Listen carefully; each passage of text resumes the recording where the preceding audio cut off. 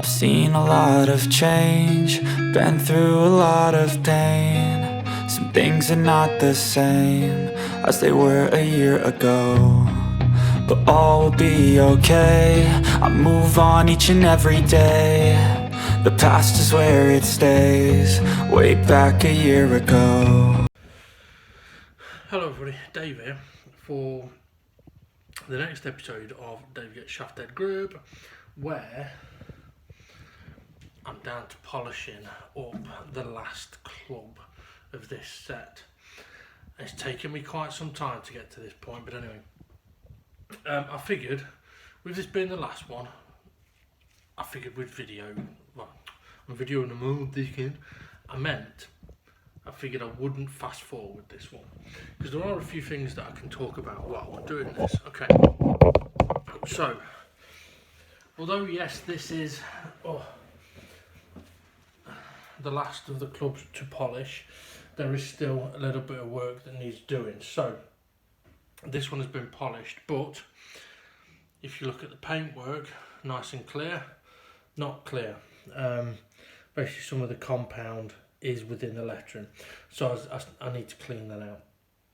I've got to be careful how I'm going to do that because I don't want to use a chemical, because I don't want to strip the paint. So I'm going to try and just use the club cleaner brush, not the wire bit, the brush bit, and see if I can do that. If not, I may have to get one of my little tools that's a little bit like this, so that I can just rub it away, or maybe even cocktail sticks, but we'll see. So you can tell the difference there between the polished one and the not polished one. I've got to say, I really am happy with how these have been coming out. And again, you should be able to tell which is the polished one and which isn't, even if you ignore the masking tape. Okay, so I'm going to crack on with this. Something you may have seen me do a few times though is the wheel has come off. That seems to be happening quite a bit, but it tends to happen when I'm pushing a certain direction and it unravels itself. Also, I've had to be careful of the club slipping under or touching these ends, because while they're spinning they could cause some damage, which is probably what I'm going to end up doing now. Now when it comes to the polishing, and actually the polishing side of it, it's not been taking that long. Obviously the prep up to this point has taken a while, but obviously if I had clubs that had no damage on them, they just looked a bit dull, then I could polish them up in no time. But obviously these had to be stripped and have the damage dealt with. Okay, so let's get cracking with this one, shall we? And as you'll be able to tell as well, I mean, this isn't exactly the noisiest of machines.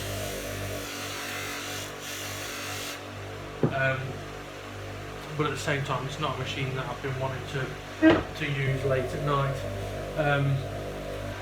Another thing as well is positioning hasn't always been easy with it. I'll show you what difference that makes instantly.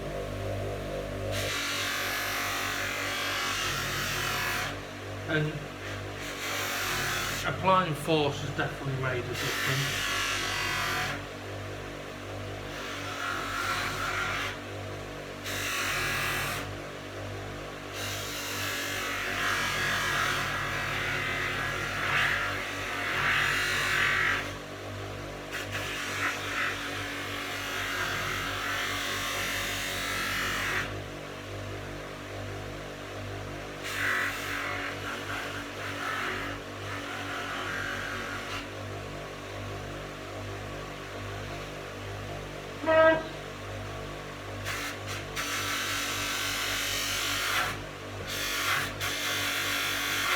I do have to be a little careful when it starts doing that.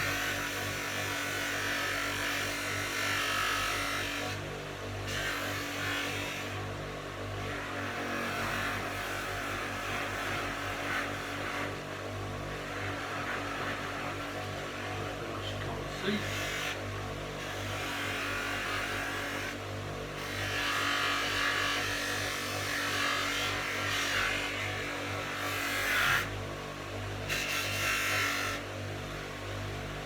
Now interestingly, I don't know why I'm thinking this, but interestingly, if you wanted to polish cutlery, this is how you do it.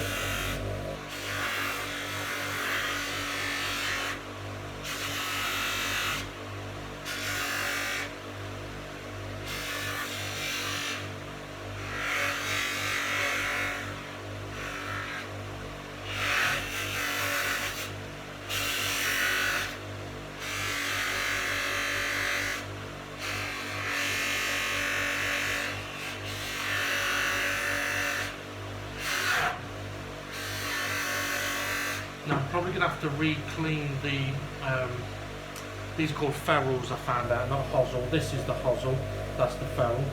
Yeah, I might have to sort of sand them and clean them, because it is possible, don't do that, it is possible for these wheels to melt the plastic because it does run hot. These metal heads get hot as well while doing this.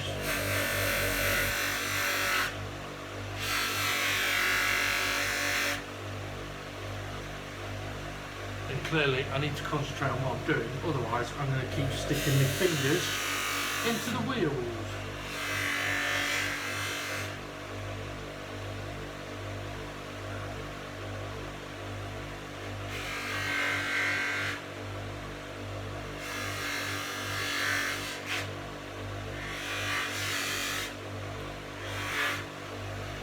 Thankfully at the moment, whenever I've stuck my finger on a wheel, it hasn't hurt, but it could easily hurt if I position myself all wrong.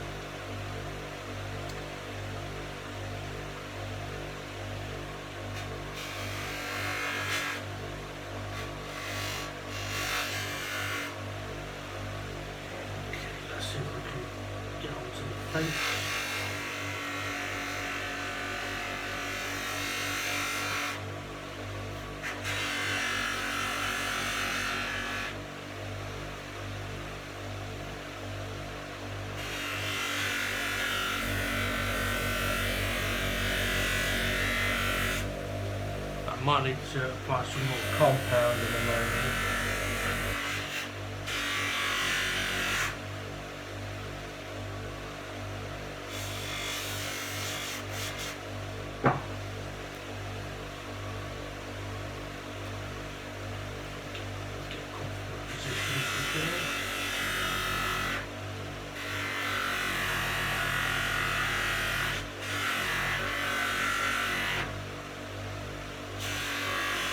You really can see this working as it's doing it.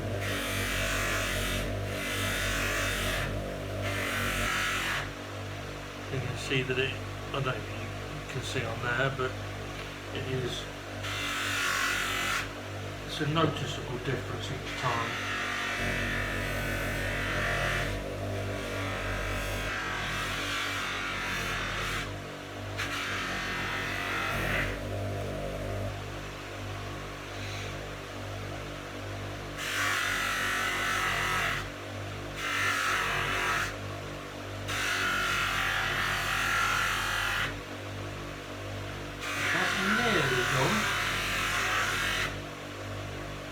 What I'm basically trying to work on here is on this section there's a slight area where it's just a little bit blurry in the reflection,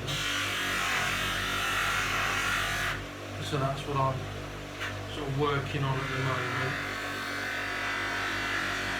And the blurriness in the reflection comes from the areas when we were sanding it that were difficult to get perfectly clear, there and there.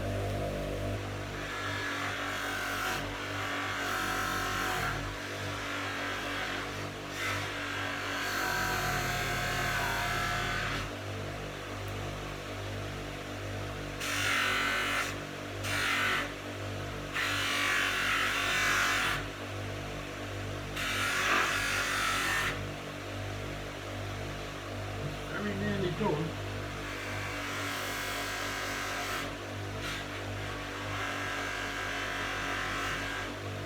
Now the other thing I'm going to want to do with these clubs as well is give the back cavity, sounds a bit dodgy, give the back cavity a clean.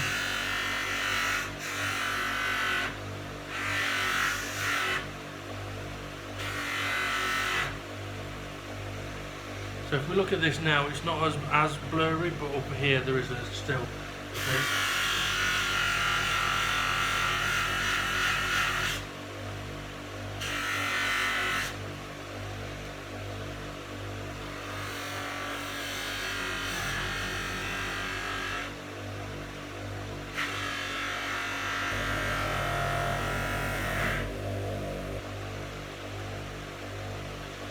It's looking better.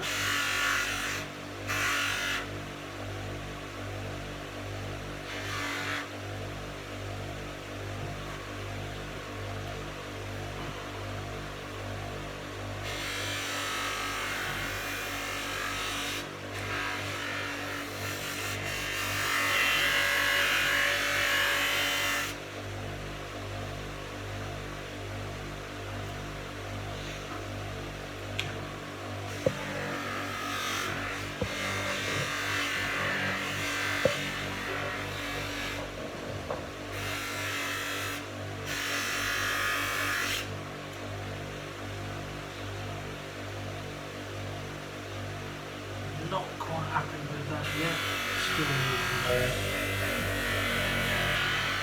But this is where it's handy having this machine, because although it's killing my back, at least I'm not having to create the rub for the polish.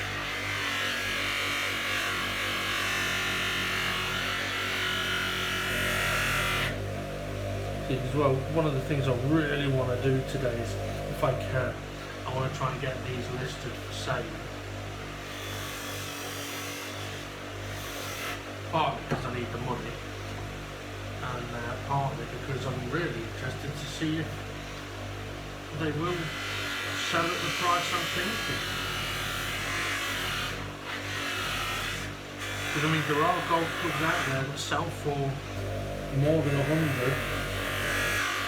Obviously, it depends on the quality of the club, the name of the club, the brand, the model, what condition they're in. But this is the thing with these.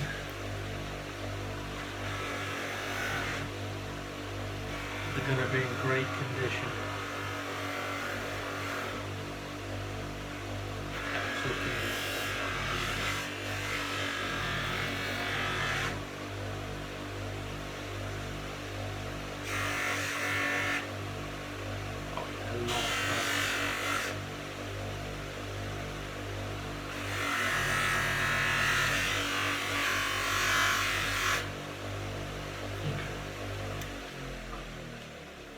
let that run off for a bit. Now, one of the things I learned as well before doing the buffing wheel section, that it's a good idea to rub the club down, get off any of the excess compound, otherwise that compound just goes straight onto that wheel and it takes a lot longer to clean it up. But also by doing it, it allows me to see if the club's ready for the polish, and it's not yet. Although this is shinier now, this side is not up to the standard that I'm wanting, so I need to do a bit more on there.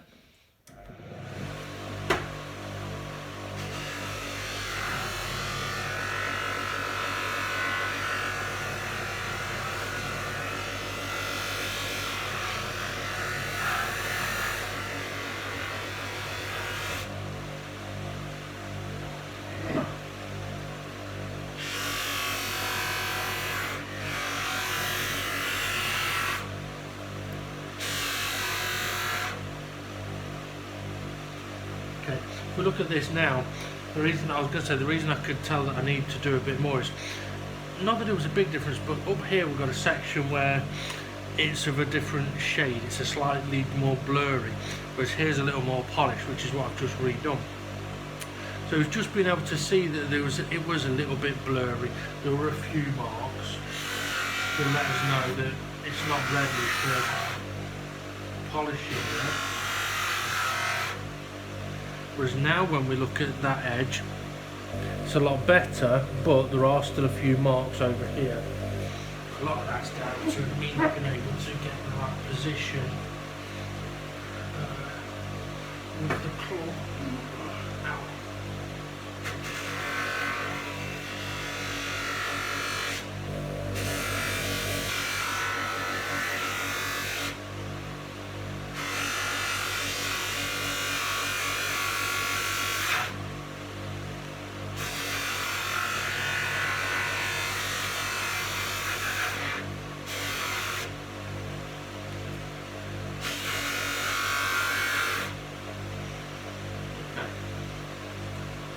I'm happy with how that's looking.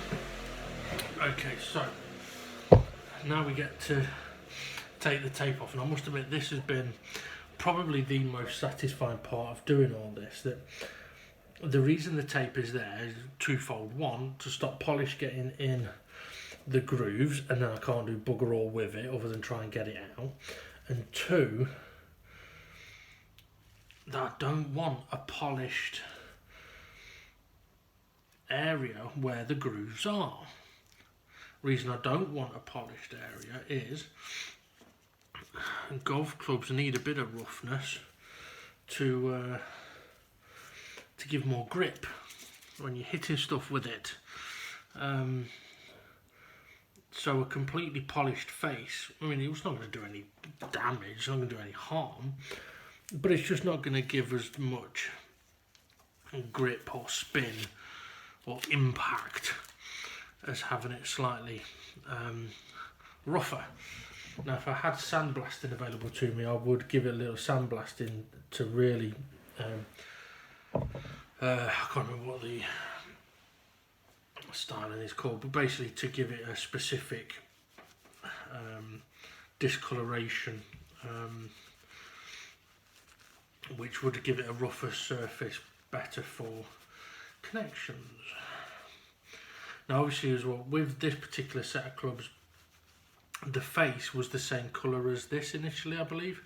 So it's when I stripped all that off and sanded it down, it's not like I was taking away any feature of the golf club, so to speak. Now there is a club that I'm going to be working on very soon,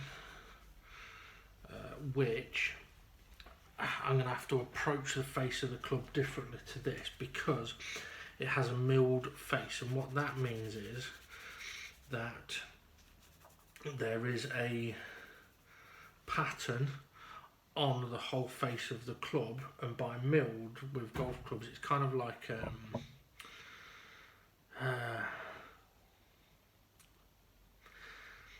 it's like curved lines going all the way across. It is a specific pattern which is designed to give better contact, designed for more grip, designed to give more spin on the ball and so on. Now I've not gone down those routes obviously, but by applying the tape and polishing in the way that I have been able to leave this centre section of the face unpolished, which does leave it slightly rougher, should give better grip, but also just gives that difference in coloration, which I must admit I do really like. That is a feature that I didn't know if it would work, but I'm really pleased that it has. So there we go. Right. Oh, let's pop that down. So let's grab this for a second. Okay, so we're done. Well, not really. I've got compound on my face. That might be why my nose kept itching just here. Also, bits of the polishing wheels. You see, bits of the polishing wheels go flying off everywhere, and I'm sure I keep getting hit in the face with it. But that's why we wear goggles. Okay, we are so close to being done. As I said, I want to... Oh, just seeing a bit of compound on there I need to get rid of. I want to clean up in the lettering. We know the painting's already done, and I had a thought to myself about if I do clubs in the future, do I not apply the paint until after the polishing? But actually I'm thinking, well, even if I do apply the paint afterwards, I still got to clean out the grooves or where the paint is, because it will still get filled with compound. So I don't think it really matters. Either way, I'm going to have to empty those areas of compound, and then maybe I'm better off doing the paint first, because at least now I've got polished clubs, which I'm not going to be sort of applying paint, getting it a bit messy, taking paint off. That's all done. So I think the way I've done it is the way to stick with it. Now the other thing as well is that I've just noticed the back of look at the back of this. It's all, wow, that's crazy. Now I was going to say that this does get very hot. So it is one reason as well why it's been taking a while for me to get this done. Although it doesn't take long to do them, I've not wanted to overheat this because that's really fucking hard. And also there's been a lot going on over the last couple of weeks. So yeah, like personal stuff with the family, some issues with the dogs, some issues with the parents. So yeah, I've not been at home anywhere near as much as I normally would be, and when I have been at home, I've been absolutely fucking knackered, which is why I've been determined to try and get those done on this couple of videos. Also, what else was it? Yeah, as I mentioned, there's another club. Basically, I bought a club from my little brother, which needs a new grip, could do with a refurb, so I'm doing that, but I want to get that done before this weekend, and it's Tuesday already, so I want to try and get that done if I can. I'm probably not going to video that, but I am going to take some, maybe a couple of video clips, some pictures and stuff, because with that I do want to just do it as quickly as I can. And it's not just a sort of run-of-the-mill club. It's a bit of well, I'd call it a bit of a special one, because it is one of the top-rated clubs of its group. Okay, but for now, I'm gonna. Oh, my tires. My eyes are tired, is what I meant to say. Take a break here, finish this video here. The next one will be cleaning out the painted areas on these clubs, giving them a final sort of go over, and then they're done. Right, have a good one everybody. I'll see you on the next episode of Dave Gets Shaftheadgrip.